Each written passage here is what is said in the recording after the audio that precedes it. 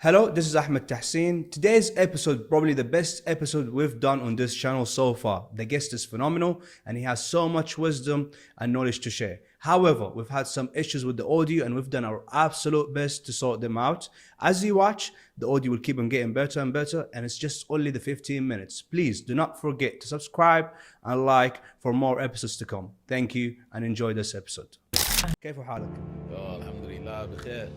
You want to test my Arabic, yeah? No, I mean, honestly, your Arabic is amazing.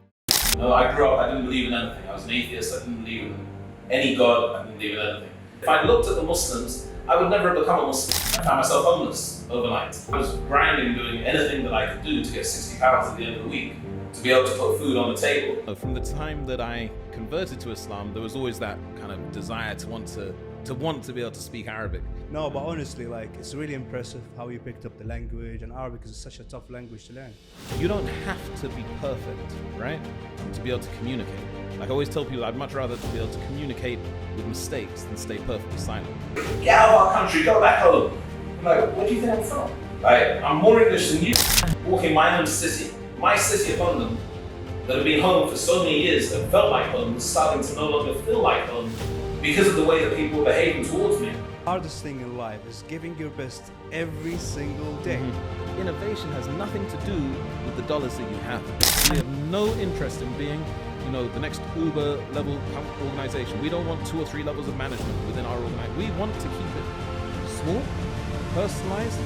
If you're putting content out and looking for the response, you will stop really quickly. I blew up on TikTok by accident. You said a really good thing, a great thing.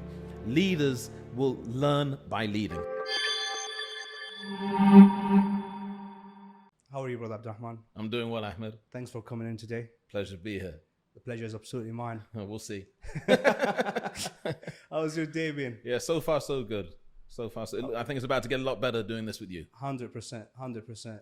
كيف حالك? Alhamdulillah بخير. You want to test my Arabic, yeah? No, I mean, honestly, your Arabic is amazing. No, it's not amazing. No, honestly. It's okay. I get by.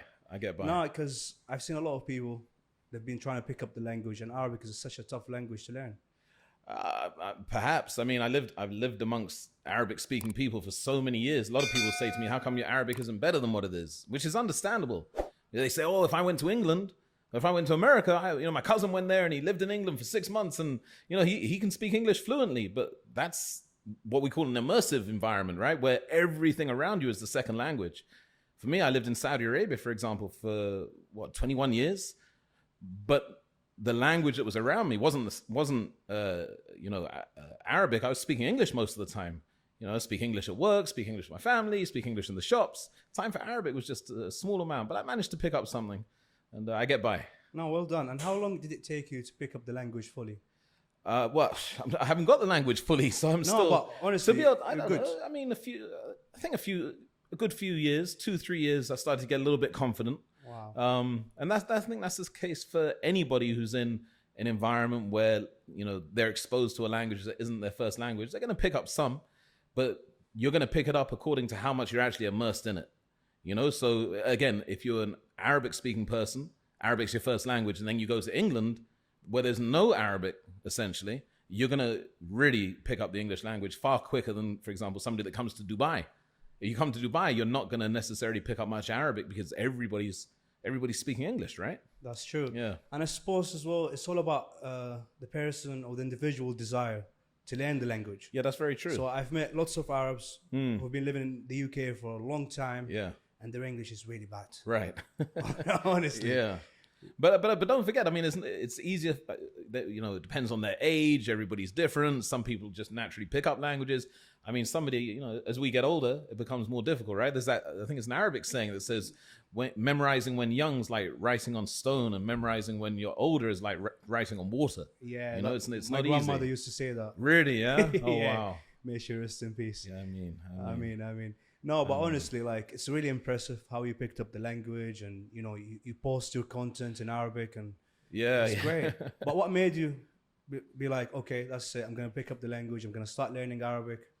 Well, I think after I converted to the religion of Islam when I was 18 years old, obviously Arabic became a more important part of my life, because the book that I wanted to learn was in Arabic, the Quran, right? So I knew that I had to start to learn Arabic. So I started to learn the alphabet after a couple of years of being a Muslim, the Arabic alphabet. But there is English version of the Quran. The translation, yeah. But you know, when we pray, for example, everything when we pray, we're reciting the verses from the Quran, which is the Arabic. So it's always, you know, from the time that I converted to Islam, there was always that kind of desire to want to be able to speak Arabic a lot better than I can now, even, you know. Wow.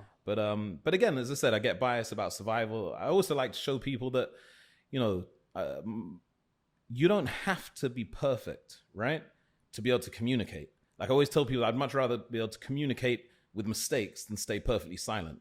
You could be silent perfectly. You could do a perfect job of saying nothing. Or you could be imperfect, but communicate. And I'd much rather be able to communicate with people with mistakes than just stay perfectly silent, you know?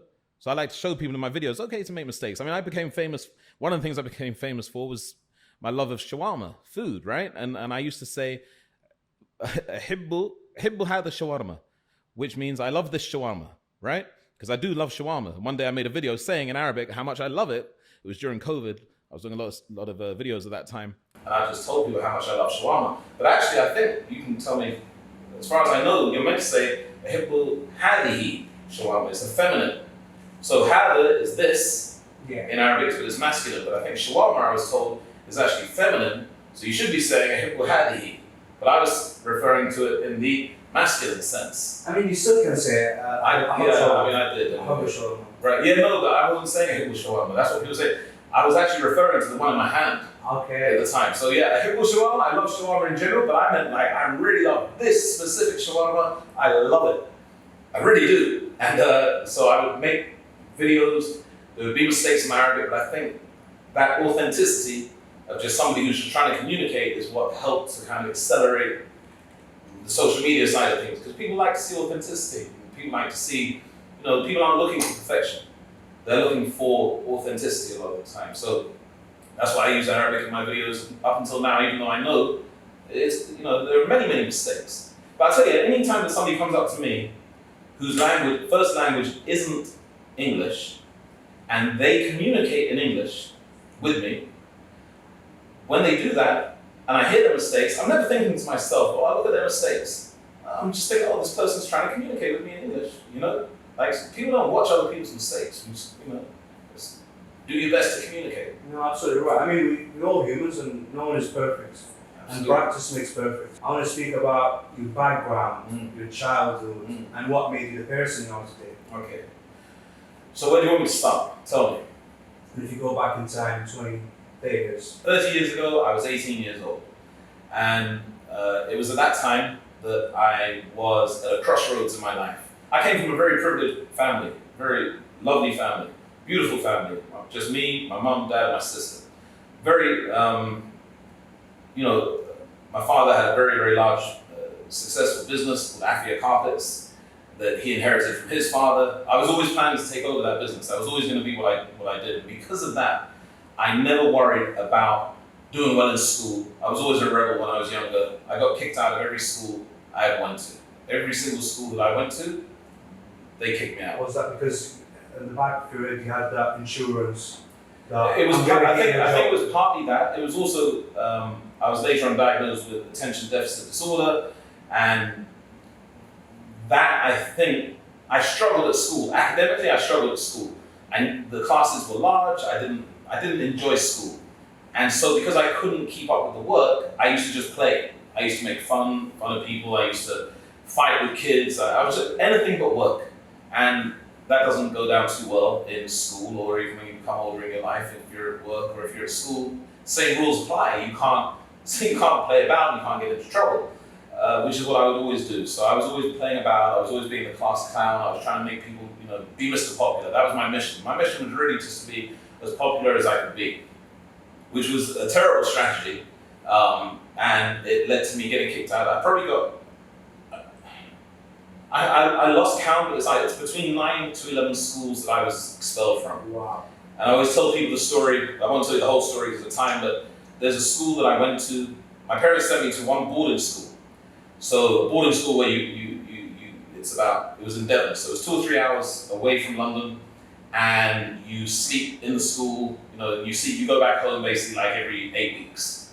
And my parents sent me there because they didn't know what else to do with me. And this school had an amazing reputation.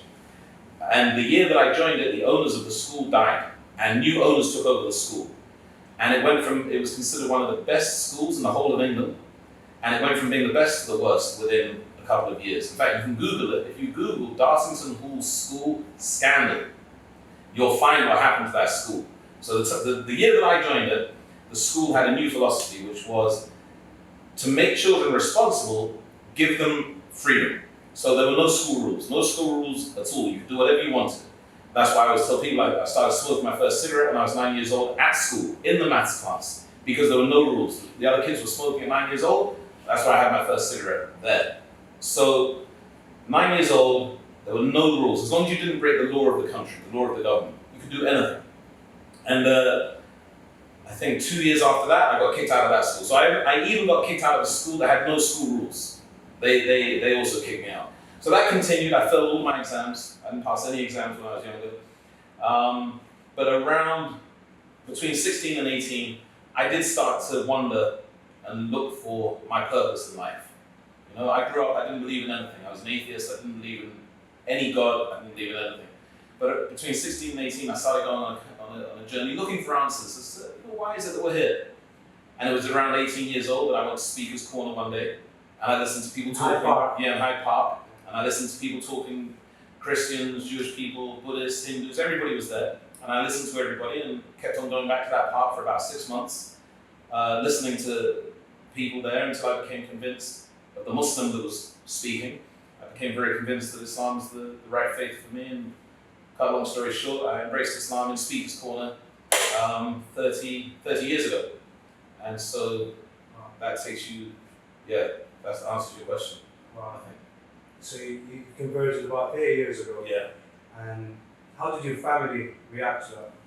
I mean, I didn't tell them at first. I kept everything, to myself. I didn't want to tell them because I knew that they wouldn't be happy. And about 6 months later, I let them know. They weren't happy.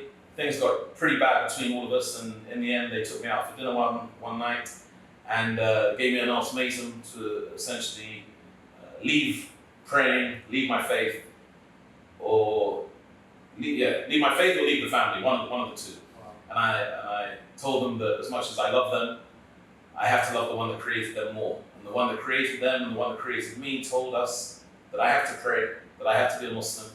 And a Muslim is just one who submits to the will of God, does what God wants him to do.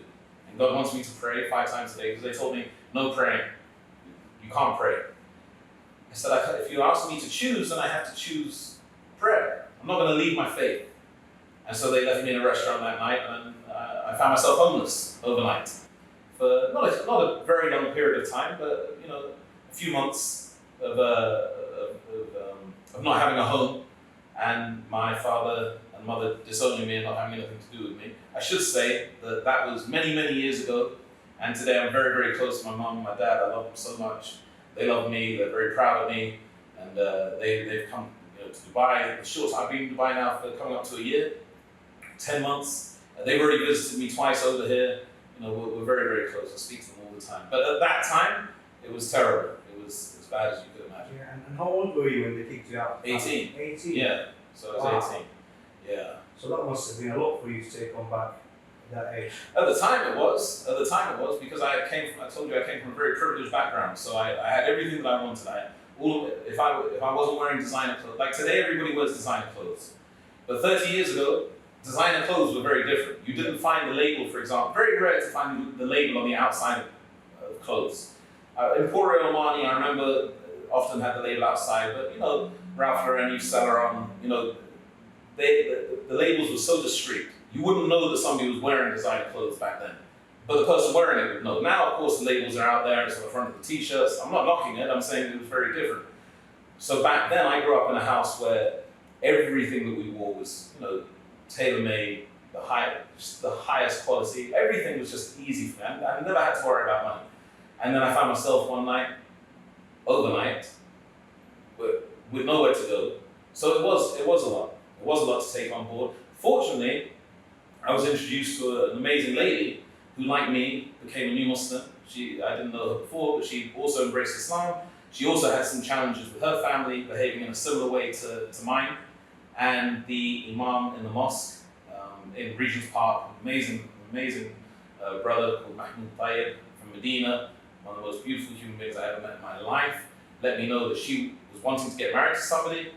Would I be interested in meeting her? We met 3 times. We had a chat, we met 3 times, and we got married, and that was 29 years ago.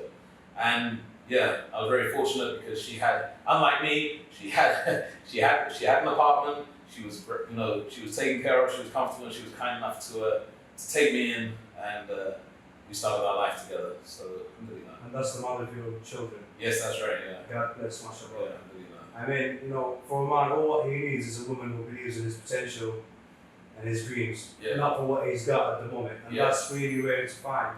Yeah, no, definitely. That's why I thank Allah. I thank the Creator, the heavens and the earth, for allowing me to have married such an incredible woman. Because if it wasn't for her, if it wasn't for my wife, I can't imagine that I would be doing anything near to what I'm doing now. So it sounds like a cliche and a corny saying that behind every amazing man there's an even more incredible woman. But in my case, it is true. She complements me and fills in all the gaps. I've got so many gaps, so many shortcomings, and we're very, very different personalities. And I think that coming together is a huge blessing. And obviously, at times it's a flipping headache as well, to be honest. But that's life. But yeah, Nothing's perfect. I've got to keep it up. Be honest, keep it real. Obviously, I drive her mad. She drives me mad. But 29 years. Happily married, and she's, the thought of going back to her at the end of each day is what keeps me going. So you actually got married at 18? I got married, I think I touched 19 when I got married. Wow. Yeah, and I had my first child when I was 20. Wow. So I'm a grandfather now at 48. Yeah. Yeah. But I mean, how did that shape your mentality to have a child about the age of 20? Right. Big responsibility, you don't speak to your family anymore. It must Right. be hard. Well, when I got married, that's when things started to get a little bit better between me and my parents. And once the children came along, it helped things get even a little bit better. But it took years for things to get to where they are now. But having a child at a young age, it didn't feel like I was having a child at a young age. It just felt like this was what life is. And it definitely forced me to start thinking differently. Because remember, my whole life I've been just a wild child, and I've no sense of responsibility, no sense of the value of money. Here I was for the first time, in a completely different situation. So I found myself, anybody that knows London, especially back then, would know that Brixton at that time was a very, very rough part of London. Still. Okay, but not like it was then. So Brixton was just about as rough as you could get in Southeast London. In my whole life, in my 18 years, I'd never been to Brixton. In my life, I would never go to the South. I would never go to Southeast London, ever. Never did it. I didn't even know it existed. I would never go there. But of course, once I was married and I had a responsibility now of having to think about children, I was selling incense and perfumes in Brixton Market. I was, putting stuff on supermarket shelves. I was grinding, doing anything that I could do to get £60 at the end of the week to be able to put food on the table. And then when my second child came along, that's when I remember I was in Ladbroke Grove one day, and I looked up, and it was a very grey sky, And London at that time, we didn't have CCTV like you have today. There was a lot of violence in those days, so it was very common for me. There weren't many people walking about London that looked like me with a beard, at that time, with a beard, with a wife that was, covered, veiled. And so it was very common to get abuse, like really crazy abuse. When people talk about Islamophobia now, I'm sure it's much worse now. But back then it was insane. It was not unusual to go out and have people come up with, weapons or pick up bottles, and try and, start some type of craziness, make fun of the way my wife was dressed, tell them people would be driving past on their cars, tell me, "Oi, get out of our country, go back home." I'm like, "Where do you think I'm from? Like, I'm more English than you, but I don't look it." So obviously, you're a little bit confused, but it was a very aggressive place, and there was a lot of violence that I had to go through in the early days. I remember I was in Ladbroke Grove, I looked up at the grey sky. I was like, "I'm so sick of the grey sky. I want to see a blue sky." And that's when I said to my wife, "Why don't we just go and see another part of this world?" and just go and see, you know, we don't need to stay in London all our lives. Going back to your story, you know, obviously your family abandoned you because you converted to Islam. You get married at a young age. You had the first child, very young, obviously, and then you face some criticism, etc., etc. Did that affect your mental health? And have you even started thinking about, this is not for me, this is not the life I wanted, it's harder than I thought it would be? I never thought about that from a faith point of view, but I mean, I definitely, from those early years of being a new Muslim, not only did I have problems because of non-Muslims, there were also Muslims that were, you know, there were so many different groups of Muslims that wanted you to be with them, to you know, have their way of thinking. It was a very crazy time. Like I said, there were a lot of violent attacks, you know, so PTSD is something that I, until today, I've got and relate to people that say they got PTSD because of the type of violent, you know, things that took place in London in those days. So that anxiety that was caused by, you know, not one or two, but a number of violent confrontations in London. And me coming from a non-violent background, I wasn't brought up, you know, thinking about how to learn how to fight, you know, to defend myself. That was like, never thought about that. I was walking around, you know, Hampstead. My part of London was basically Regent's Park, St John's Wood, Hampstead, Notting Hill Gate. Yeah, so people who don't know, these are the wealthy part, Holland Park. I love going to Holland Park, Golders Green. Like, these were like comfortable, safe parts of London. You didn't have to worry about anything. A bit like being in Dubai. That's why one of the things I love about being in this part of the world is it's so safe. So all of those things that happened affected my mental health to the point that I was not feeling at peace. Walking my own city, my city of London, that had been home for so many years and felt like home, was starting to no longer feel like home because of the way that people were behaving towards me. And that's when I just, as I said, I looked up and I just said, let's, you know, none of us are tied to one particular geographical location, right? And I think that that's something that I hope is part of my DNA now, part of my personality, which is you don't have to be a victim, right? So it's very easy to have a victim mentality for anything that's going on, right? Oh, this person let me down, and then this happened, and this went wrong. But none of that helps anyone, right? None of that helps anyone. They say complaining is like a rocking chair. It gives you something to do, but it doesn't get you anywhere, right? It's just complaining and moaning. All it does is push you down. So you have to take responsibility for not what's happened to you, because you can't control what's happened to you, but you definitely have to be able to control the way that you respond to what's happened to you. And that's what, as I said, I decided to be proactive, and let's see if all of the world is as cold and, you know, aggressive and depressing as London was for me at that time. And I love London. I mean, until now, I love London, but I didn't like what was happening in London to me and to my family at that particular time, which is why we decided to see what else was out, you know, see the other parts of the world. Wow, that's really inspiring to hear. I mean, you're the perfect example of that equation, which is you're not who you are, but you make, you know, that the 90 plus 10 equals 100. Right. So we are how we react to this. Yeah. I mean, a lot of people would have been, that's it, not for me, I quit everything, go back to my family, say sorry. Yeah, no, that was never an option for me. That was never an option for me, because obviously when you're talking also about faith, you're talking about no matter what your faith is, if you have faith in something, you're talking about something that's deep, right? It's a deep seated. You're not thinking, you know, it's true faith. You're not thinking about, you know, it's just something that I'm interested in, something I like. It's an unshakable conviction. Like if I was to tell you now, your t-shirt is blue, or let's say white, you're never going to accept that from me. You'll never accept it from me because you have an unshaking belief in the fact that what you're wearing is black. No matter if I tell you it's white, it's not going to make any difference. So that was the same with me. You can tell me I'm wrong, it doesn't make any difference. I don't care. If you so it's all about self-belief. Yeah, self-belief, but also and faith, that's what keeps you going. Faith and self-awareness and the awareness and the acceptance that you, by doing what you're doing, by doing what I did, I'm definitely now going to face problems. There's no way of avoiding it.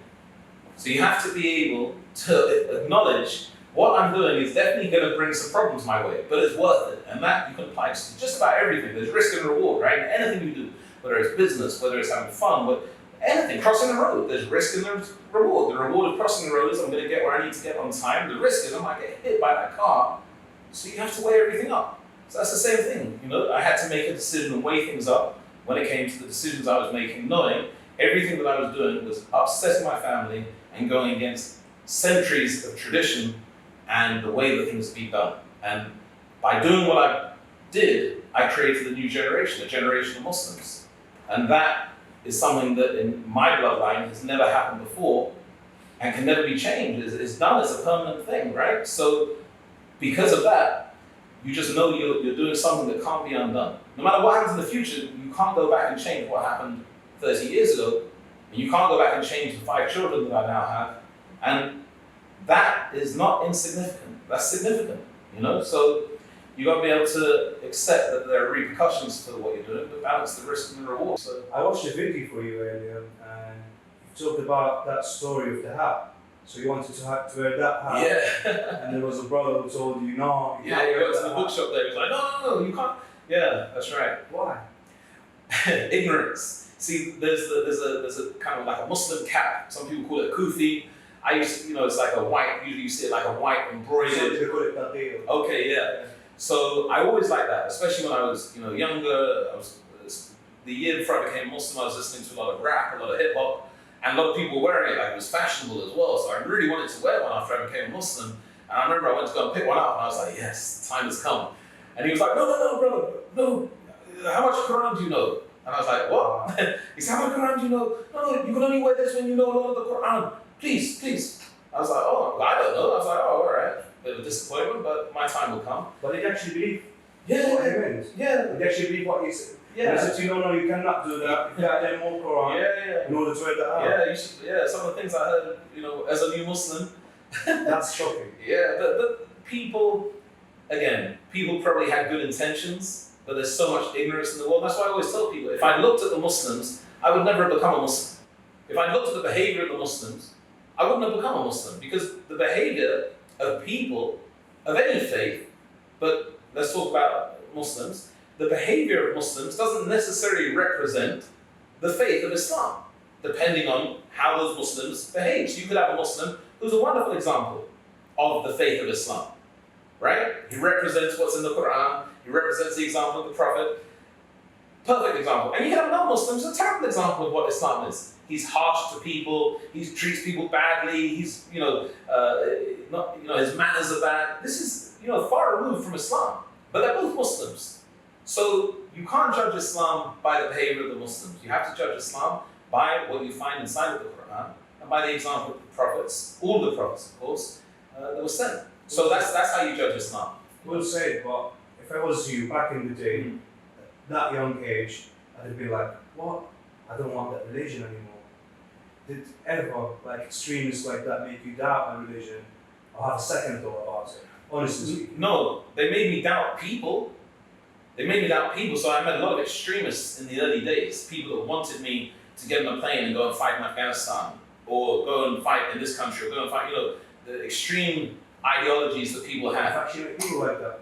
Yeah, of course. Wow. Yeah. In the early days, I met everybody. Everybody was, I met people that wanted me to embrace spiritualism and stay up, 3 nights, chanting the names of Allah for 3 nights straight, and then they claim if you do it, you'll see a vision. I'm like, wait, if you stay up for 3, I used to rave. I know if you stay up for 3 days, you're going to start seeing things no matter what. If you're sleep deprived, I had people, everybody was trying to get me to follow their way, but I was fortunate enough to have good people around me to make clear to me that Islam is simple. And if you want to judge whether somebody's Islam is correct or not, you look and you see, does it go with the Quran? Does it go with the example of the Prophet Muhammad, peace and blessings be upon him? Does it go with the example of his companions? And if it does, then we walk that way. We can adopt that way of behaving and that way of thinking. But when you find people doing things which don't go in line with the Quran, the example of the Prophet and the example of the companions that were with him at that time, then you know, wait, this is something's off here. The companions didn't do this, the Prophet didn't do that. Something's not right. And I was fortunate enough to understand that in the early days. But that didn't mean that people didn't try incredibly hard to get me to adopt their way of thinking. But, you know, thank God, you know, I understood what Islam was. You know? Islam is simple. So people make things complicated. You know? Hello, I just want to talk to you quickly about this beautiful massage gun from Game Hunter Store GHS. What I love about this absolute beautiful tool that is so light on the hand and I can take it with me wherever I go. I love the fact that it's got a touch screen and 30 different level of speeds and vibration, so you can adjust that depending on how you feel each day. I love taking it with me wherever I go, and I love using it after a heavy session at the gym or even after a long day at the office. What I also love about it is the battery life. It lasts about 8 to 10 hours of consistent use. Not to mention, right, it comes with this beautiful case and it's got 6 different type of heads. You can each switch them up depending on how you really feel and which one is you feel better for you for that giving day. Wait, don't go. They've also got this mini massage gun, which is so insane, guys. Look at that. It's literally the size of an iPhone. How insane is that? It's so light. You don't feel like you're actually holding something in your hand. This is my favorite. I love taking it with me wherever I go. I can literally fit it in my pocket if I want to. Guys, if you like what you're seeing, you can get 10% off by watching this episode. The discount code is TIC10. Use that when you go on GameHunterStore.com. So you talked about leadership, and it's really important. There's a lot of leaders out there, but they don't know how to lead. Yeah. Hence why you've started your business just on leadership. So tell us a little bit about your business and what does it exactly do. Okay. So I'm an outsider. I watch your social media content, which are amazing, by the way. Thank you. But like you said, people know you for so many different things. Yes. But you're specialized in leadership. Yeah. And that's what you work. That's what you do for a living. Yes, absolutely. Yeah, that's what I've been doing for a long time. So I started the organization to. When I fell in love with leadership, I started to see that if you do the research on leadership, like you should do the research on leadership, if you're thinking about getting training for yourself or for your company, like anything, you should do your research. And a simple Google search, why do leadership development programs fail? You'll find that leadership development programs aren't effective for a number of reasons, despite the fact that billions are invested every year across the world on leadership development programs that don't produce results. There are a number of reasons. And when I was working in leadership and I worked for leadership companies, I realized that what we're doing for companies, we're really not giving them, a return on investment that can be quantified. We're not giving them something that's necessarily having a real impact. There's a big difference between raising awareness. So for example, this webinar, we're raising people's awareness about a number of different things, right? We're raising awareness. But to change behavior, it takes time, right? It takes time. So I realized that there was a gap in the market where people often were getting off-the-shelf leadership development programs. And leadership development programs, like a good tailor-made suit, need to be tailor-made to have a real impact on the organization. Customized on each individual. Absolutely. So what we do, we use data. So we always say that our programs are data-driven leadership development programs, meaning we start everything with psychometric assessments to really look at the gaps that exist in organizations. So if you have a company, so look, Abdurahman, I need to get my middle management, to the next level. So, okay, let's see what we're dealing with first. Before we go and give you a leadership development program, and often people see me on social media, they're like, please just come and train us. Please just come and do something for us. I say, look, that would be absolutely, that's like going to a doctor and saying to a doctor, doctor, I'm sick. And he says, yep, absolutely, prescription. What? I haven't even told you what's wrong with me. You haven't diagnosed anything. How could you know what's wrong with me? How could you know what I need unless you really examine me? So that's the case. So with leadership development, we tell people, okay, wait, let's assess everybody through validated psychometric assessments so we can see as individuals, but also as a team, where are the gaps? Where are the common gaps in your team? Because we don't want to create a leadership development program with a bunch of stuff that your team doesn't need, right? Your team might be really strong in customer service. They might be really strong in motivating their team. They might be really strong in whatever it might be. We don't need to focus on that. Let's create a tailor-made leadership development program really suited to what gaps are currently in place amongst your team. So that's what we do. We use psychometric assessments to see where the gaps are, and based on that, we use an international network of subject matter experts all around the globe to design tailor-made leadership development programs that typically go anywhere from 3 months to 12 months, where we take people through a journey of learning about leadership, learning about different leadership competencies, but most importantly, and I believe this is really what why we're successful. One of the reasons we're successful is everything that we do in the training relates directly to what you're doing at work. So if I just give you something about motivation, how to motivate your team and blah, blah, blah, if I give you just information, what will happen is, like most people, you'll leave. You'll say, oh, that was really fun. I really enjoyed it. You'll go back saying it was great. You'll go back to 200 emails, a line manager that couldn't care less about what you've done. And before you know it, you won't have had a chance to implement what you've learned. And research shows if you're not implementing what you've learned within 5 to 6 days of learning it, you're probably going to forget about 70% of it. And you might as well then say, like most people, I might as well not have even gone on that training. I mean, if it's your money, right? Imagine now it's your company and you're going to send 10 people for training. And I tell you beforehand, okay, just so you know, you're going to pay us X amount, and I guarantee you they're going to forget 70% of it within a week. Do you still want to go ahead with the training? Like, nobody's going to say they do, right? But this is what's happening because people trust people. And that's okay. But you need to make sure that whoever you're dealing with really, has credibility to them when it comes to the academic side of leadership. How do people benefit from leadership development programs? So, it's a long way of saying that when people start a program with us, we always say what takes place in the training is not as important as what happens after the training. It's all about what you do. So when I might deliver a workshop for you and your organization on motivation, right? So I deliver that for you all through the workshop. I'm saying to you, guys, how are you going to use this? How are you going to use it tomorrow at work? How can we use this technique? So I might give you 3 or 4 or 5 techniques. We do some role playing. We have fun. But I'm going to be saying, right, at the end of today, you're going to commit to an action plan. You're going to commit to taking one of the ideas, just one at least, one of the ideas that you like today. You choose. You're going to implement it.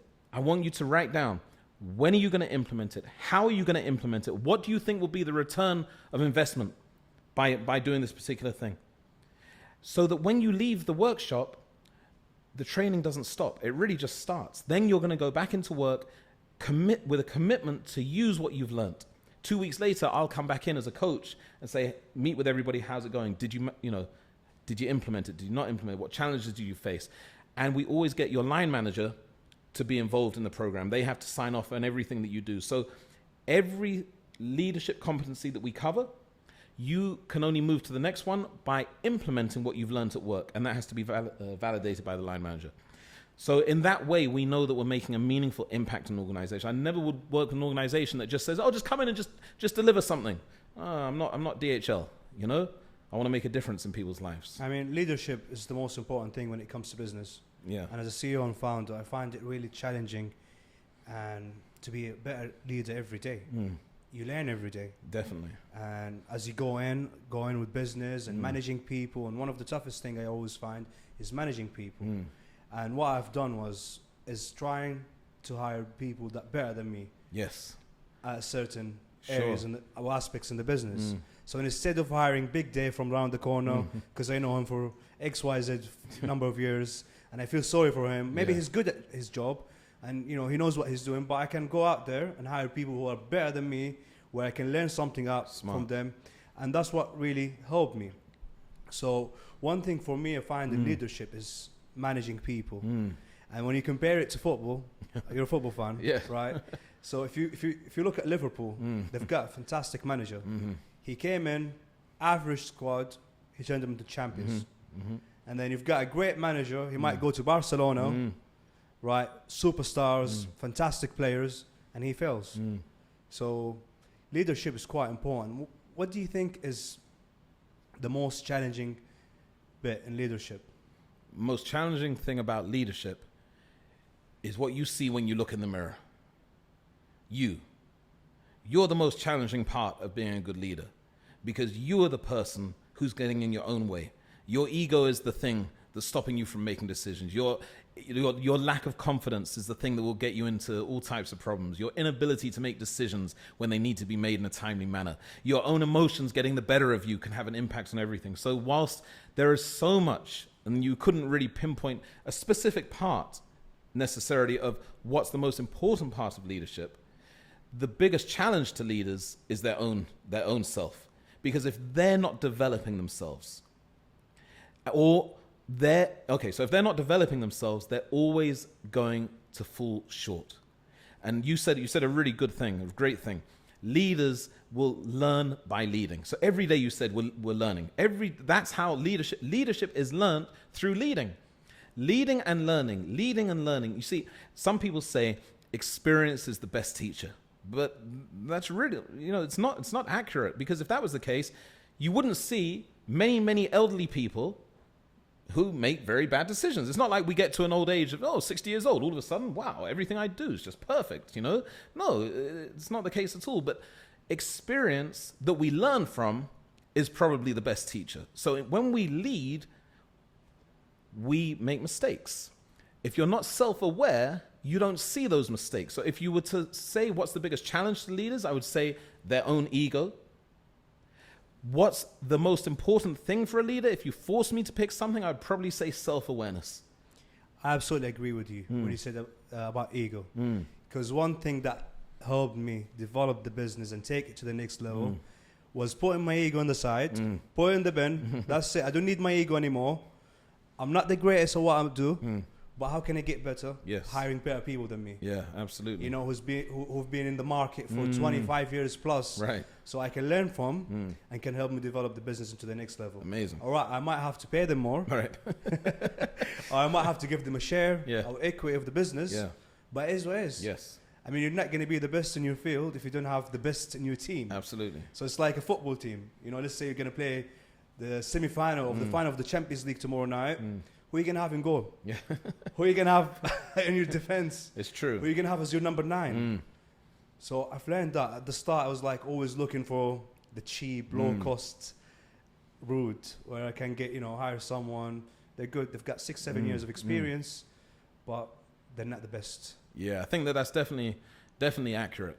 And at the same time, it might be that you can, you can, at this particular juncture, a lot of people be watching this, they only have a certain budget. They can only afford a certain level of either investing in training or to hire certain people.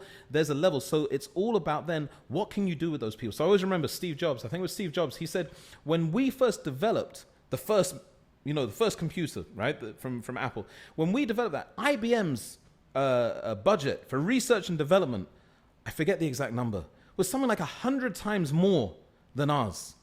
So IBM's, in their budget for research and development, minimum, it was, you have to find the quote, but it was minimum of 100 times more than what Steve Jobs had. But he said, innovation has nothing to do with the dollars that you have. It's about your mindset and being innovative and coming up with these new ideas. So a lot of the time, we might have limited resources, but what can you do with those resources, right? So Gary Vee said something brilliant, right? When people said to him, a particular social media strategy didn't work, he said, listen, there's a basketball. Put this basketball in my hand. What's the return on investment? 0. He didn't know how to play basketball. Can't do anything with it. Get that same basketball. Put it in LeBron James's hand. Put it in Stephen Curry's hands. What's the return on investment now? $1 billion. It's not the basketball. It's how that basketball's used. Who's using that basketball? So it's the same thing. You might have a team. You give them a manager or a leader. He'll get a certain amount out of those people. But you give a really effective leader to lead over those people. You develop somebody into becoming an amazing leader, and it'll be like the basketball analogy. They can get so much out of the people that they have. So it's about, innovation as well, which is also key. Yeah, but some people might be watching this right now and they're thinking, I've got a low budget. I want to start this business. I've got to hire people from FIFA or freelancers. And I struggle to select the best in the business. Yeah. And always end up losing money, wasting time, wasting money.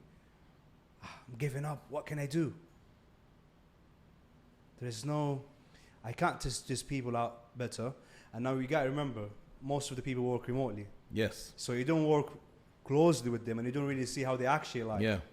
So how can you lead in a remotely working environment with a low cost, managing freelancers, etc., etc.? I mean, I've been in a position before where, this was way before COVID, where I was responsible for remotely leading 16 teams in 14 different locations back in Saudi Arabia. Wow. All right. And leading remotely, leading virtually is a challenge. Working with people, if you have to source people via Fiverr and so on and so forth, is also a challenge. But most of your time has to go into finding that right person. And most of the time, freelancers will allow you to sample their work for free. I've always, when I work with people, the ones that stand out, they say to me, let me do something for you for free. Let me do something for you for free so then you can see the quality of my work, right? Fiverr might not be the best example to deal with. Most of my experience hasn't been great with that. And that's why when I set up my company, I'm incredibly fortunate to have a very talented family, and they're all grown up. None of my children are children; they're all adults. So, my son's in charge of the brand management. Shout out to Naz. Yeah, absolutely. He'll like that. Doesn't deserve it all the time. No, he does. Does an amazing job. In all seriousness, my daughter, she's responsible. She's a social media manager. One of my sons is a quality manager. Another one of my sons is operations director. It's a family business, and so that. It's not a family business because they're family. It's because they have the skill sets that are needed for me to be able to work with them and to do something special. I want to just stop you right there. So you've got your kids, managing your business. Everyone's got a particular role, right? How does that interfere with parenting, with being a father at the same time? So let's say your son does something really bad at what he's supposed to do. Yeah. Do you speak to him like a father? Or a manager? It's a really good question. So when we first started having meetings, putting the business together, I was guilty of going into those meetings. Yes, I'm the CEO, but I went in really with my dad hat on. So the way I was talking to everybody was not the same. I wasn't managing or leading them the way that I would normally lead a team. It was really like, all right, Abdullah, come on, all right, you can do better than, come on now, you can do better than that. I would never talk to somebody that I was leading in that way. That I know is going to demotivate them. And then I could see him getting frustrated in the meeting. I'm thinking, typical. And then I'm thinking, wait, what are you doing? You can't lead unless you lead, right? That is a quote. You can't lead unless you can lead. You have to lead. It's as simple as that. You can't sit in a leadership position and think you can lead. You have to lead by leading people. So I realized, wait, I have to think about everybody now in the same way as if I was sitting down with people that were not family members. And that was a challenge. That was a challenge for me. But the rewards of having family involved in the business, delegating to them, watching them grow, seeing them become excited about what we're doing, that's far more rewarding than any challenges or feeling uncomfortable with the fact that, I've got to constantly remind myself that if I treat them like my family, we're going to fail. I have to lead them like I'm leading. And inshallah, God willing, we'll just continue to succeed. And so far, so good. Because I'm very fortunate. Like I said, they all do a phenomenal job. If I delegate something, it gets done, and it gets done to such a high degree of quality. That's why I think there's so much people that have family businesses. I was very inspired early on by people that had family businesses. I used to work for a company called Ubay Khan in Saudi Arabia. And the engineer, Abdullah Ubay Khan, was one of my real mentors, and I learned so much from him. And family businesses, and Ahmed bin Dawood, back in Saudi Arabia, such an example of incredible family businesses, that go from strength to strength. And that's why I really am passionate and believe strongly. And if you can do it, I think having a family business is a wonderful thing, but it's obviously going to be a challenge, Have you ever had to punish someone if they didn't do their job properly? Honestly speaking, because obviously they're your sons, they're kids. That's interesting. And how do you come about it as well? No, if I was to, no, I don't think. I mean, hopefully, I'd never have to punish anybody. I mean, even, but if I ever had to do anything that was, if there was any question about performance, I hope that I'd always deal with it the same way that I would if it was anybody else. Which is by talking to people and helping them. And I always tell people, hurt is not something we ever want to do. When you speak to somebody, never, never, never allow yourself to hurt people if you can avoid it. Keep in your mind, help, not hurt. Always, every time you open your mouth, help people. Don't hurt people. And who's that going to apply to more than your own flesh and blood, you know? But that's my take. If you ask them, they might tell you something completely different, you know? No, I mean, I don't think so, though. No, God bless you, mashallah. Thank you, bro. I watch your content and I see you how you guys bond together. Yeah, we're very close. It's mashallah beautiful. Alhamdulillah. Absolutely beautiful. God Thank bless you. Thank And I you. wish you nothing but success. Thank you. What's your biggest lesson in leadership throughout this long journey? In 3 words. Don't burn bridges. Wow. Don't burn bridges was advice that was given to me by one of the mentor, Khalil Campbell, who's the guy who I thought was going to terminate me when I first got into leadership, when I did such a terrible job, but he actually taught me what leadership was. And I learned so many things from him, but one of the biggest things I had learned from him was don't burn bridges. You know, whether it's with it's very easy, by the way, when we talk about not burning bridges, very easy to think of, with our line managers, right? Don't burn bridges with the person that I report to, my boss. Always keep relationships good. It applies with everybody, the secretary, the receptionist, right? Anybody, because that person that you worked with 15 years ago may have just been a receptionist then. Now, today, they might be a CEO, might be a general manager, they could be operations manager. You don't know.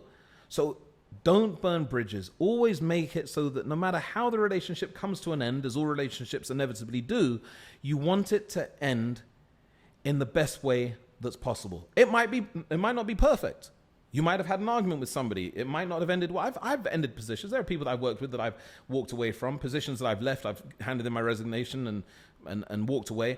But I believe I always ended things in a way that allows me to look that person again in the face and say, shame it didn't work out, right? But at least we're good, you know? And don't burn bridges. If you apply that to everybody you work with, it produces in you a desire to want to make people happy. Because I don't want to burn, for example, now, I don't want to burn bridges with you. I don't want to burn bridges with him. I don't want to burn bridges with anyone. I always want to keep relationships strong because relationships are currency. It's always about ending things in good terms. At the end of the day, it's a business. Yeah. It's not a playground. You've got to do what's best for the interest. Yeah. For the business. What's best interest for the business. Yeah. But sometimes you deal with mindset victims. Okay. Right? People, you hand them a task, they don't do it, they blame everything and anything about it, and they always scared of speaking about it. So when you try to communicate with them, look, you've done X, Y, Z, I don't like it, and you always try, as a leader, you always think about how you can deliver your message, so you don't hurt them. A, B, so you can express yourself in the best possible way. C, make your message clear. Yes. Respectfully. Yeah. But then sometimes you got to deal with sensitive people. Even if you do your best in the best possible way and scenario, they don't take it in the right way, and perhaps they might overreact or they get sad or sensitive or start blaming everything and everything. How do you deal with these kind of people? What you do is you take one of my workshops and then I but really something that can help people seriously is when thinking about these type of things, I find it's very effective to focus on what Andy Bounds, who's if you don't know Andy Bounds, get Andy Bounds' books, Google him, watch him on YouTube. Britain's awarded Britain's top business trainer of the year, repeatedly, just an incredibly powerful communicator and salesperson. And Andy Bounds always talks about when communicating with people to think about what he calls the afters. What does it mean by the afters? So, for example, he always gives the analogy, nobody wants to buy toothpaste, and he says, nobody wants to buy toothpaste. They don't want the plastic. They don't want the white stuff that comes out the tube. They want the after effect they get from using the toothpaste, right? They want fresh breath and clean teeth, all right? Nobody wants, for example, to go and necessarily see an accountant, all right? Because they want to sit down with an accountant, but they know by seeing an accountant, all of their taxes are going to be done and they've got nothing to worry about with the law. They want the after effect of that thing. So likewise, when it comes to anything else that you're doing, when you talk to somebody, think to yourself, what do I want the after effect to be from talking to this person? What do I actually want? So my goal of talking to this person is what? When I finish talking to them, what do I want them to think or do differently? And that's where you start. So for example, I know that Abdulaziz I'm going to talk to him about this issue. It's going to be loads of drama. You always misunderstand me. It's probably going to get emotional. This could go anywhere. But what I want Abdulaziz to do at the end of it is to make sure that he always sends the report at the end of the working day on the last day of the week. That's the bottom line. That's what I need him to do. Right. That's my starting point. I need Abdulaziz to do that. Then you think about, okay, what am I going to say to Abdulaziz? Making sure that everything you're doing keeps coming back to that one point, and you're focused on the after effect of when he leaves my office, this is what I need him to do. And then you can think about all the other stuff, starting with the positives before getting to the negatives and so on and so forth. But of course, a large part of it is down to personalities. We all have different personalities, right? So for example, if you're a very analytical person, you like facts, you like data to, when we're speaking. You don't like somebody to speak to you with a loud voice. You don't like to, pressure to be put on you. So if I need to basically talk to you about your performance, I'm not going to talk in general terms. If I want to be an effective leader, I need to speak to you according to what your personality is. So if I know your personality, I know you're an analytical personality, I'm going to make sure I say to you, on Tuesday, this happened. On Friday, this happened. On Sunday, this happened. If you're an expressive person, somebody who's not an analytical, and I'm talking to you, I know data is just going to frustrate you. You're going to see it as an attack. So I'm not going to talk to you about specifics. I'm going to say, listen, there have been a few examples. You know what I'm talking about. There have been a few examples. But if I'm talking to analytical, I'm going to talk like that. Analyticals, if I know you're an analytical, I'm going to, as your manager, I'm not going to make my voice loud. Because analyticals don't like loud voices. If I'm going to say to you, look, I need answers. I want you to give me a solution to this problem. If I know you're an analytical, I'm going to say, how does 3 days sound to you? If I know that you're an expressive type of person, right, or a driver, different type of personality style, then I'll be able to say to you, all right, listen, I want you to come back to me tomorrow and give me a solution. You have to be able to talk to people according to who they are, not who you want them to be, because we're all different. We're all different. We're all unique. So you've got to always communicate with each individual differently. Absolutely. Leadership is such a massive For sure. And always, when I get asked this question, which company should I invest in? Or which stock should I buy? I always say people, ignore the product. Okay. Think about who's the leader. Interesting. Because at the end of the day, you've got to invest in people. Right. Interesting. And I've got this written on my whiteboard here. It says invest in people based on results. Right. I saw that. Yeah. Right. And because when you invest in great leaders, you, like, for example, let's go 10, 20 years ago. If you invested in Apple because you believe in the vision of Steve Jobs and you were right about it and you know how he thinks, his mindset, his work ethics, you'd have made a fortune now. Wow. So if I were to invest now, I wouldn't just think about the product or the solution they provide. The solution is great, okay, but who's the leader? It's interesting. Because if the leadership is great, this company will go to places. Right. Very interesting. Ultimately, the other way around. Yeah. So leadership is a really, really important topic. And I like that. I made sure I did one of my models in my master's in leadership and consultancy. Oh, right. Yeah, because leadership is important. Absolutely. And if you want to strive in your business and do great things, you got to be a great leader, like you say. Absolutely. Now, I want to jump into my next question. So obviously, you're doing different things, you're creating content, you've got your business, lots of things, which is impressive. How do you stay motivated, and have you ever thought about quitting? Honestly speaking. Never. I never think about quitting. It never even comes into my mind. I mean, not in a sense, okay, this is not paying off. I don't think you're like that. But in a sense, for instance, sometimes, you're doing your hard, your best day in and day out, and you're not getting the kind of results you're expecting. And, the hardest thing in life is giving your best every single day. Every single day. Getting out of bed, giving your best, but still you're not getting nothing in return. And to go back the next day and do the same thing, and especially with content creation, it can be mentally draining. Right. And social media, because people always expect you, as we all know, content creation is really hard, and people always expect you to smile, and it's mentally draining.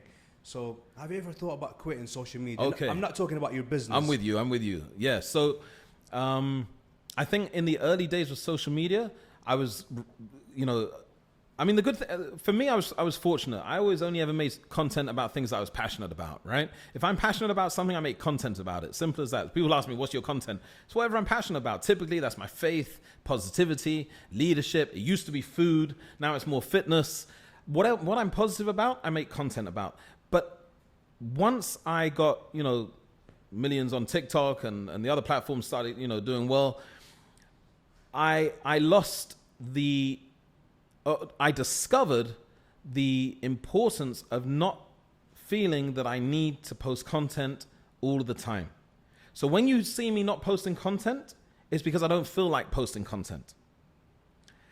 It's as simple as that. Now, from the business point of view, when it comes to the business page, right?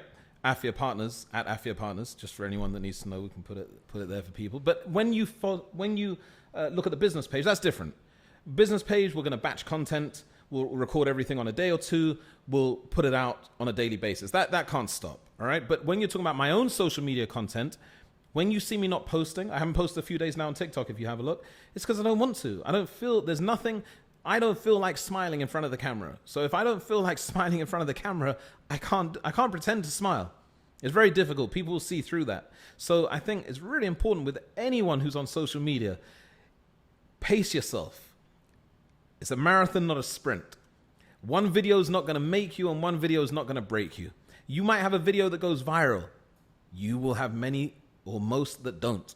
You may make a crap video, but it ends up doing really well. And you may put your heart and soul into another video and it gets a few hundred likes. Social media is not, as much as possible, you need to not take it too personally. And look at somebody like Gary Vee. Gary Vee, if you look at his TikTok page, he's got videos that get millions and millions. He's got other videos that get like 10,000 views. 10,000 views when you got the amount of followers that Gary Vee has, that's like me putting something out there and getting 10 views. It's terrible. It doesn't stop him.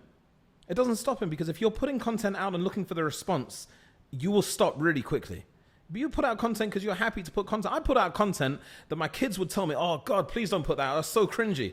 Like it's really embarrassing to us. You're talking about how much you love food or please don't put that out. And I said, look, I love this video. Look, I'm happy. I'm putting it out there and it got millions and millions of views. In fact, I blew up on TikTok by accident. I didn't try and get big on TikTok. It just happened, right?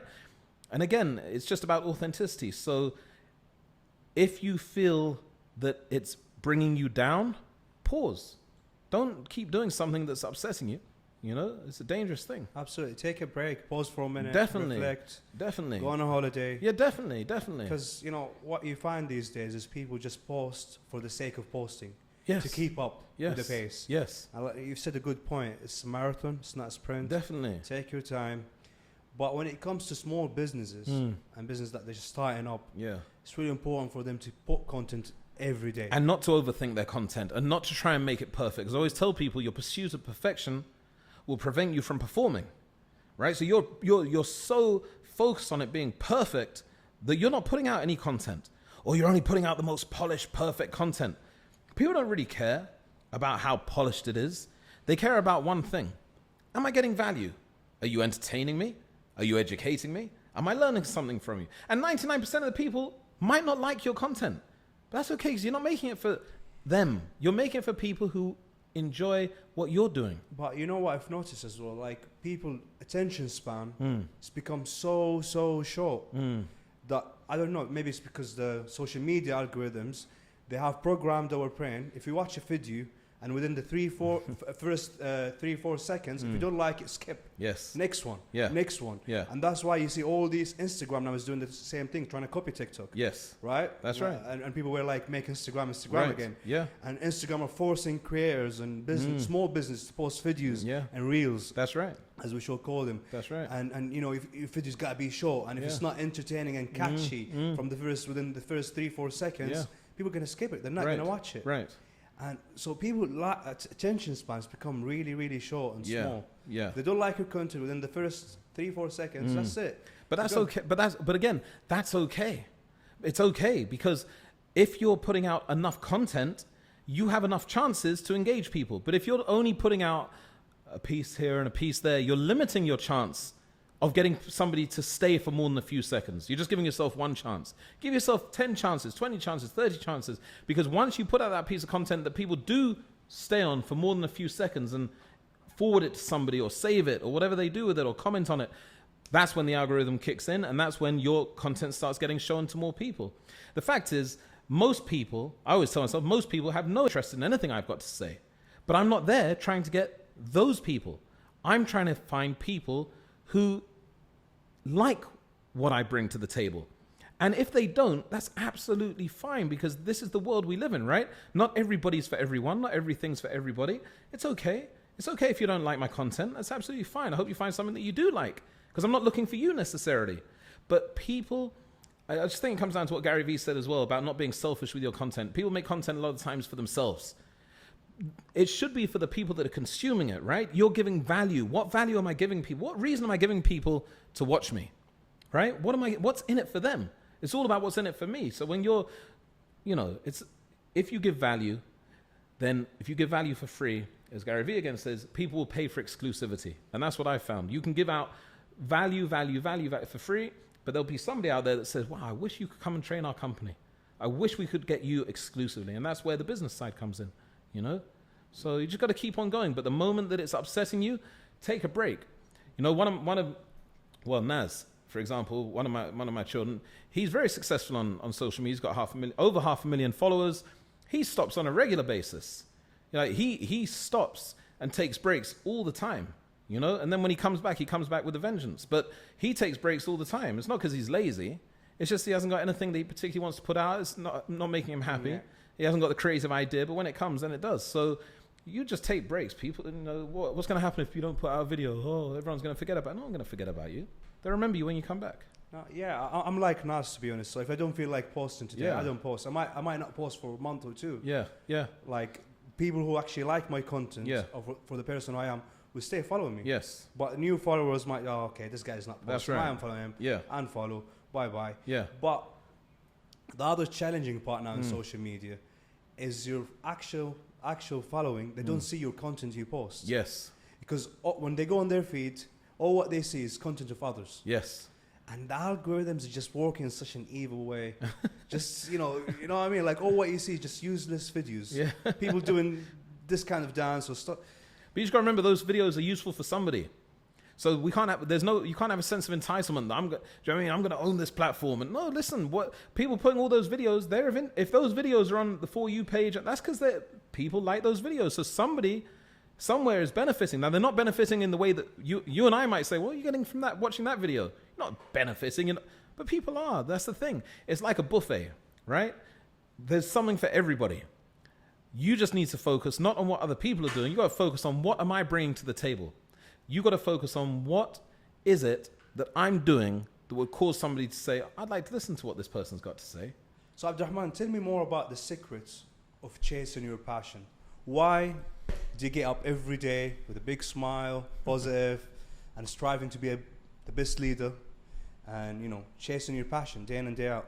I think there's a beautiful saying which I find very, very, very inspirational. Beautiful saying of Nelson Mandela. And he said that action without vision is just passing the time. And vision without action is just daydreaming. But vision and action together can change the world. So what's meant by this? I taught this many, many times. But it wasn't until I actually sat down with one of my sons and went through it with him that it really hit me how powerful it is. Actions without a clear vision, right, is just passing the time. A lot of people, we do things. Our days are filled with doing things. We're busy doing things. But is it linked to a vision of where we want to be 5 years from now, 10 years from now, 15 years from now? Is it linked to a vision, or are we just doing actions? If we're doing actions, whatever those things are, actions, but it's not linked to, it's not taking us anywhere. A year down the line, we're still in the same place that we were. 2 years down the line, we might not even be in the same place. We might have gone backwards. If it's not linked to a vision, you're just passing time. And if you have a vision, how many people have visions? Oh, I want to be like this, and I want to get there, and I want to achieve this. But they're not doing the actions to take them there. Then all they're doing is daydreaming. So I see people doing a lot of actions. I think you're just passing the time. That's all, just time's passing. And as for people, oh, I want this in my life, I want to be like that, but you're not doing the actions, quite simply, you're just daydreaming. But you put those two things together, actions linked to a vision, that can change the world. So for me, it's that. I've got a very, very clear vision of what I want. And that is, I want my family to be proud of me. And I want to leave something behind for people to take over after me, right? People to be inspired by. So I have a clear vision, And every day I know I have to get up and do the actions that are going to take me there. So that comes from discipline. I used to think it came from motivation, but I realized motivation's really not that useful. We get motivation, and the days we're motivated is a gift, it's a blessing. The days we're motivated, we're turbocharged. But the thing that makes us get up every day and keep doing what we need to do is discipline. We don't do things because we always want to do it, because, as you said, we wake up with a big smile on our face, but we do it because we know we have to do it if we want to achieve our vision. And that goes back to this, quite simply, that quote by Nelson Mandela. So that's what I think about all the time. That really fuels me. What a beautiful point you've said about motivation, because you don't get motivation every day. No. We don't actually wake up every day with a big smile on our head. Oh, I want to go work out. No. I want to go, I've got a meeting, I've got to attend to. But it's all about discipline. Yes. And discipline is quite powerful. Absolutely. Motivation can be nothing. Yes. It comes and goes. Yeah. Just a feeling, right? That's right.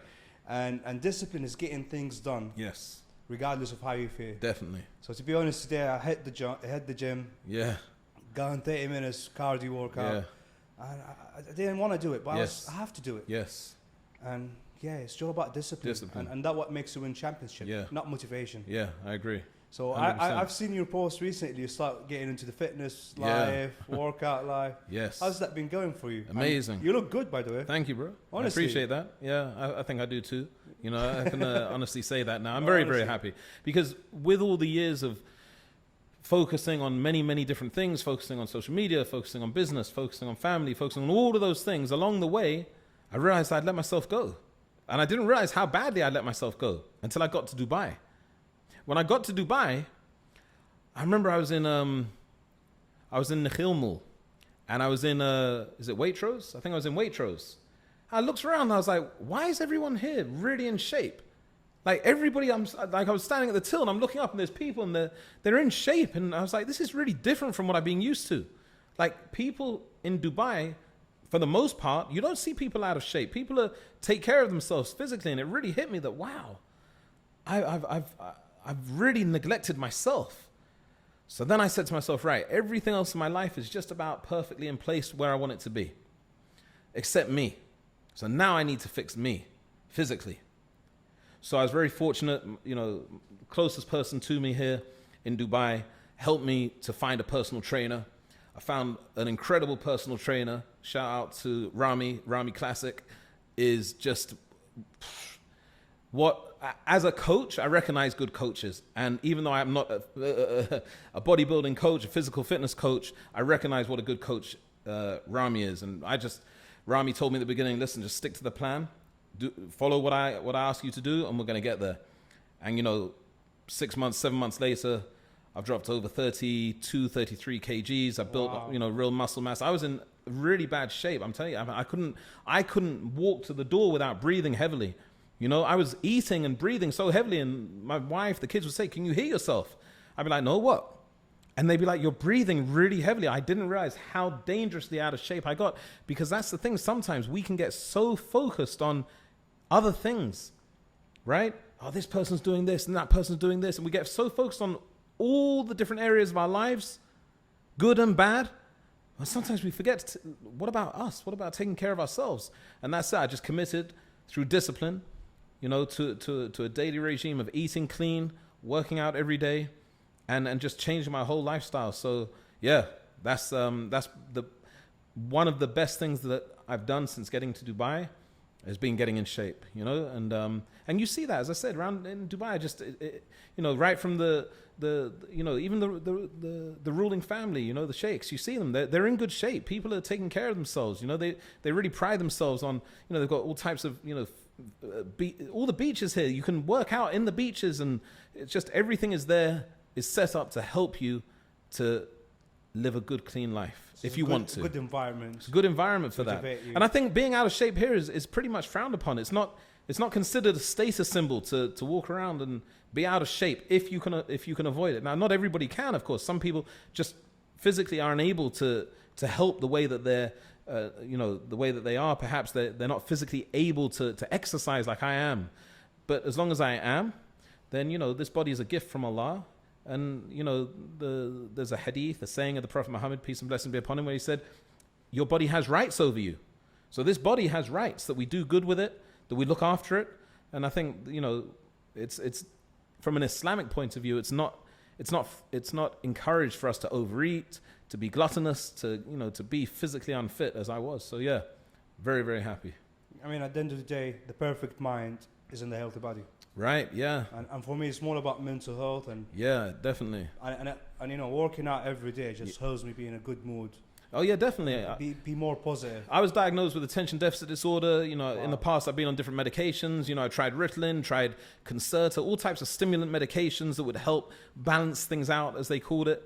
Nothing compares to the feeling I get from working out.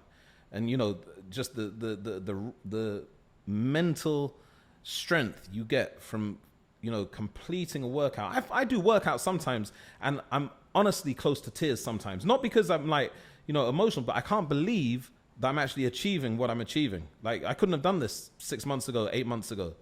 So really, and again, that shows the power of having a good coach, because there's so many charlatans out there. Everyone calls themselves a coach, right? Everyone calls themselves, it's easy to call yourself a coach. But how do you find a good coach? Like finding a good leadership coach. It's the same thing. You have to make sure that you're finding somebody credible who really knows what they're doing. It's like an English teacher. You find anyone that speaks English can be an English teacher. No, not at all. Not at all. You have to know how to do something, how to coach people. So I was very fortunate. Shout out to Rami for that one. I completely agree with you. There's a massive difference between a trainer, a good trainer, and a coach. Yeah, right. Good point. It's completely different. Yeah. There's so many great personal trainers, and then you've got a coach. Yeah. So definitely. Tyson Fury. Yeah. Are you a boxing fan? Yeah, well, I mean, So, I enjoy it. But I mean, he went on and he won the heavyweight world championship belt because he had a great coach. Yeah, right. Not a trainer. Right. He knows how to train. It's a good point. But it's a big difference. Definitely. I want to ask you, what's the best part in your life? If you want to say, if you had like one particular part that... I mean, apart from just the fact that I had my faith. I mean, that's the best part of my life, knowing there was a large portion of my life where I didn't know why I was alive, right? Because if you imagine you don't know the purpose of your creation compared to believing that whether you agree with me or disagree with me, you might disagree with what I believe the purpose of life is. Why are we here? I believe, we're here to worship Allah. That's it, to live a life that's pleasing to God, pleasing to the Creator. You might disagree with me, for example, on that. That's fine. If you disagree with me, you disagree with me. But even if you disagree with me, I'm sure you can understand how it feels not knowing what the purpose of your creation, not knowing why you're alive, and believing that you know why you're alive. So the best part of my existence is waking up every day knowing why I'm alive, knowing in my belief what I'm here for, what's going to happen to me after I die, everything connected with why am I alive. That's the best. That for me, a lot of people that are born as Muslims, they might not quite get that, but when you've lived most of your life not knowing that, and then you believe that you do know your purpose, it's like being blind and then you can see, or being deaf and then you can hear. So I get a buzz every day. There's not a day that goes by where I don't say, oh my God, alhamdulillah, thank God that I believe I know why I'm here.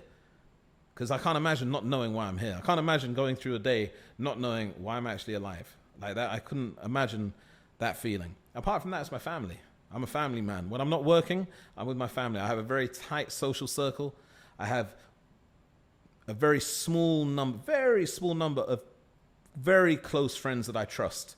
And when I say trust, I mean trust with my life. Trust. If anything was to happen to me, they'll take care of my family. And those are my real, really close brothers. Very small number of people that I trust. I'm friends with everyone. I'm friendly with everybody. I get on with everybody. But to me, when I'm not working, I'm family. There's nothing better to me than just putting my feet up and having an evening in with my family.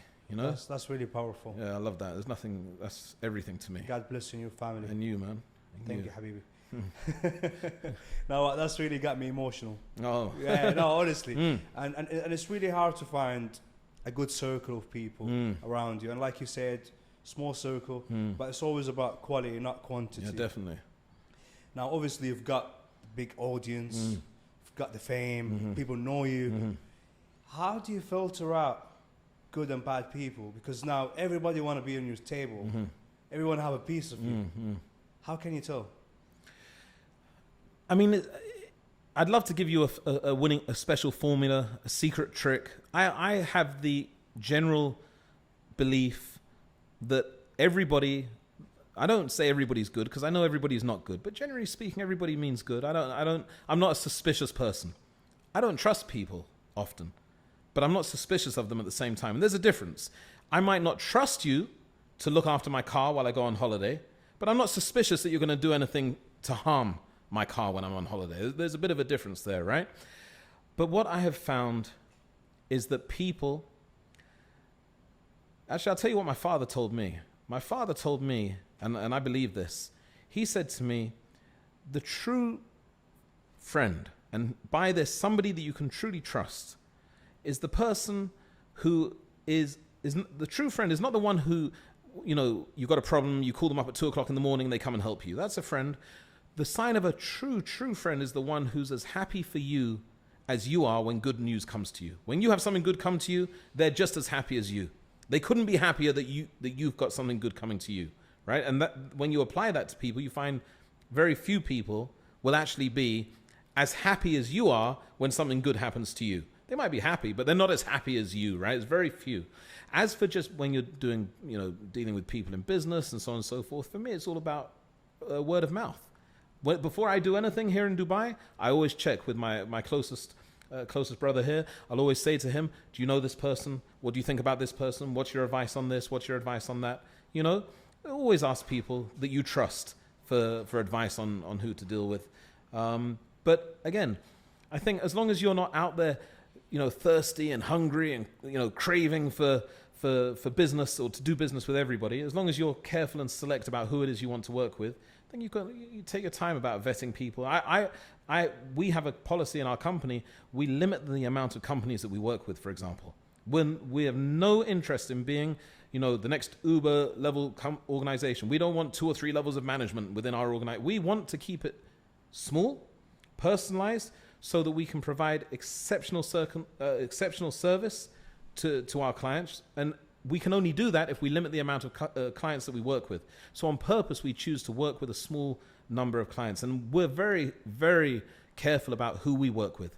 Just as they should be careful about working with us, we're very careful about working with anyone, because we have to work with the right type of people. And that just comes through communication.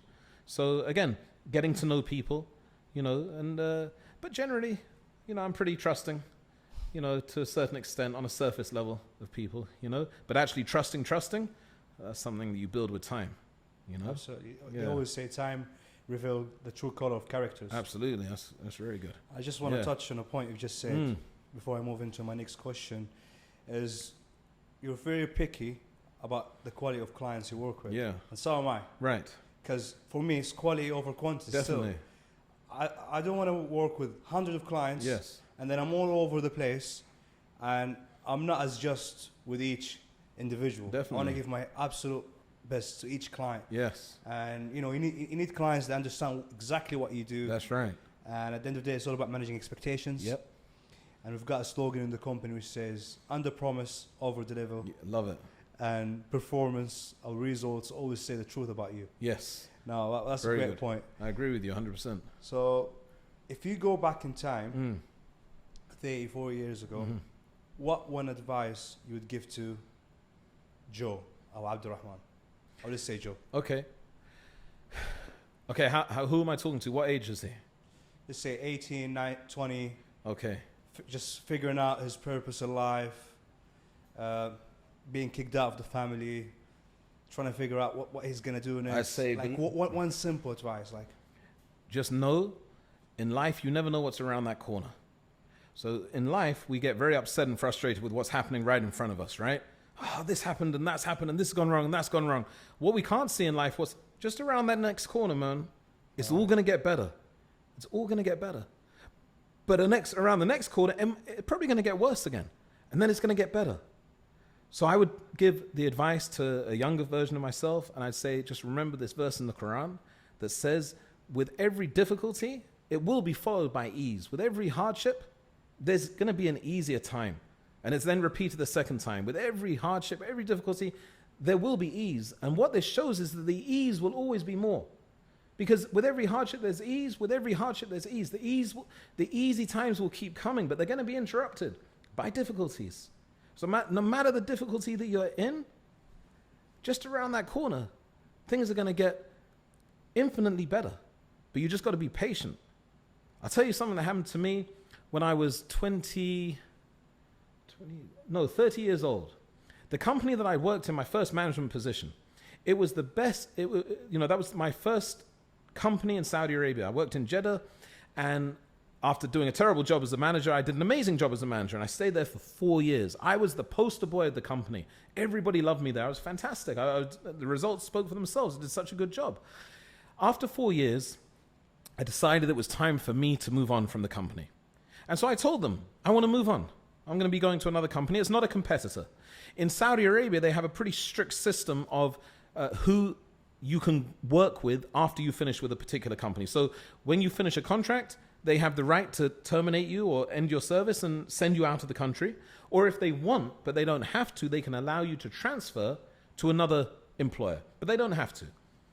So I said, because I was on such good terms with all of them, they all love me, I love them, we had a great relationship. I said, guys, listen, it's been wonderful, it's been 4 years, but it's time for me to move on. And I'm going to go to somebody, I'm not going to go to a competitor, but I need to do something else because this, I'm working day and night, split shift, it's too much. They said, no problem, but we won't allow you to transfer. You're going to have to take a final exit, which means you have to leave the country. Then you can apply for any job you want and come back in. I said, guys, I don't want to have to go out. I just want to go to start a new job. It's not with a competitor. And I'll sign whatever you want to say I'm not going to start working with a competitor. They said to me, there's no way we're going to allow you to do that. It's a company policy. We're not going to let you do that. I said, what's wrong with you? That's when Khalil Campbell, my first mentor, gave me the advice, don't burn bridges that I mentioned earlier. He told me, whatever you do, do not argue it. Don't burn bridges. Try and find a good solution. So I did everything. Everything that would normally, you'd think it would get me what I wanted, which was for them to allow me to transfer to another company. They refused. I went to a very, very high up prince, one of the brothers of the late King Abdullah, rahimahullah, from Saudi Arabia. I went to one of his brothers. I got a letter from one of his brothers saying, transfer Abdurahman to his sponsorship. So the prince said, I'll be responsible for Abdurahman. They refused, which is almost unheard of. And I was thinking, oh my God, that what? must have been disappointing. I was like, what is going on? Not only was I the poster boy of the company, everybody loved me. Why are you treating me like this? Why are you doing this? This is insane. I couldn't believe it. I then stopped working for them because I'd handed in my resignation. They told me to get out of the country. At that time, my wife was pregnant and we couldn't fly because she was late in her pregnancy. We couldn't fly anyway. I couldn't leave. So I was stuck. I had no job. So I started working as a teacher in a very tiny language center in Jeddah. And I started working as a teacher there in the evening, just earning a small amount of money, very small compared to what my salary was as a general manager. So I started earning money teaching there. This saga with the old company went on for about 8 or 9 months, and they just refused. So I said, okay, whilst I'm trying to find a solution, let me try and make some money. So I was working teaching English. When I was teaching English, the students that I was teaching, they were adults, 20, 26 years old. I didn't know, but they were so happy with having me as their teacher that they had gone to the owner of the company and they'd been saying, this guy's amazing, we love Abdurahman, we don't want anyone else, blah, blah, blah. And the owner of the company called me in. He said, Abdurahman, listen, we're really happy with what you've done. I said, oh, thanks a lot. He said, we're really happy. And look, my full-time job, the owner said, my full-time job is I'm Dean of the Engineering College at King Abdulaziz University. Would you come to work at the university? I said, my God, I'd love to work in the university, because the university you get benefits and I was like, I'd love it. It's a big university. It's a big university. You just work from 7 in the morning, you finish at 1 in the afternoon, you've got your evenings free. I always would have loved, even though it wasn't managing, it was going to be teaching English. I was so worn out from everything that I'd been through. I just wanted an easy life. I was like, this would be lovely. Yeah, it would be amazing. But I said to him, I don't have a master's. I don't have any of that stuff. He said, don't worry about any of that. We don't need you to have a master's. It's not a requirement. He said, look, we're going to give you an offer. They gave me an offer. It blew my mind at the time. I mean, I look back now, it wasn't a big deal. But back then I was like, whoa, this is amazing. It was tickets to go back to the UK each year, which the other job hadn't given me. It was like a really good package. And I ended up taking the package. I had to, in the end, take a final exit. I had to leave and go out of the country. That company wouldn't give me what I wanted. And the whole time I was like, those people, I can't believe they did that to me, right? Why didn't they just let me transfer before all of this? Now, the university would never have let me transfer. They had a policy that was you would have had to go out anyway, right? Anyway, when I started the new job, which was with a government university, it's a government university, about 6 months into that job, my wife called me one day and she said, I'm at the hospital with your daughter, with our daughter. And they said there's a problem with her heart. She had a hole in her heart. The condition that she had was called trisomy 9p, a very rare genetic condition. The medical care that she needed, had we got it from an insurance company, they would, had I been working for a private company, they would never have covered the medical care that she needed because it was congenital. So she was born with it. She needed open heart surgery. In the end, she needed brain surgery, lung surgery, every kidney surgery, everything you could think about. If I had got what, and that's when I realized, wow, we can't see round corners. Because if I had got what I wanted, which was to be transferred to the prince or transferred to another private company, and then my daughter had been born with this condition, the private medical cover would never have covered what my daughter then needed for 7 years of her life. She needed 24-hour medical care. Had I got what I wanted from getting any of those previous jobs, we would have just had to leave the country and go back to the UK, and that would have been the end of it, because no insurance company would have covered it. But because we worked for King Abdulaziz University, they have King Abdulaziz University Hospital, everything was covered. Her medical bill came to more than 2 million dirhams. It was all covered. It was all free. Had I got what I wanted, we would never have been able to, even if I got what I wanted, we would have had to simply just leave the country. So in other words, what was needed, Allah knew, in my belief, the Creator knew this was around that corner. You just got to be patient. This terrible situation where these people are saying, we're not going to treat you right, we're not going to give you a transfer, it's okay. This was all part of a plan. In the end, I got that job with the university, and I realized, my God, imagine if I hadn't got this job. Imagine if I'd got what I wanted, right? And then we found these problems with my daughter. We would never have been able to cope. And that's why I say in life, you never know what's around the corner. You just got to be patient with whatever's happening and know that it's going to get better, you know? So that's the advice I give myself. Wow, that's really powerful, honestly. Yeah. And life really gets better, right? Yeah. That's absolutely around each corner, man. You never know what's around the corner. You know, it's setting you up for the next adventure. And if you don't keep walking forward, you're not going to go around the corner, right? If you give up and you say, I can't keep walking anymore, you just got to get around that next corner, you know? But you can't see what's around the corner. You just got to have faith. Faith and belief. Absolutely right. Absolutely right. Abdurahman, I absolutely enjoyed this episode with you. Likewise, my friend. And I believe we should do a part 2. I'll be happy to. I've got loads and loads of questions I still want to ask. I'll be happy to. Ask you honestly. And we got to do a part 2. All right, let's do it. So before I end this episode, there's a tradition in this podcast we do, which is the guest who comes here ask a questions for the next guest. Oh. Right? And the next guest will ask the guest after. So okay. you're gonna have to write a question for the next guest. I'll be happy to. So let me just ask you the question that the previous guest wrote for you. Okay. So, question. What's the most important thing for you? Mental health or physical health? Mental health. 100%. Because if the body goes, the mind can still function, you can still do great things. But if the mind goes and your body's functioning, very difficult for you to do anything, right? So you got to take care of mental health and physical health, but if you got to choose one, it's got to be mental. For me. Thank you. You're very welcome. Thank you very much, Abdurahman. And it was an absolute pleasure to Likewise. I've enjoyed it. And I look forward to do part 2 with you. Definitely, inshallah. Thank you very much. Thank you, brother. Thank you. Appreciate it.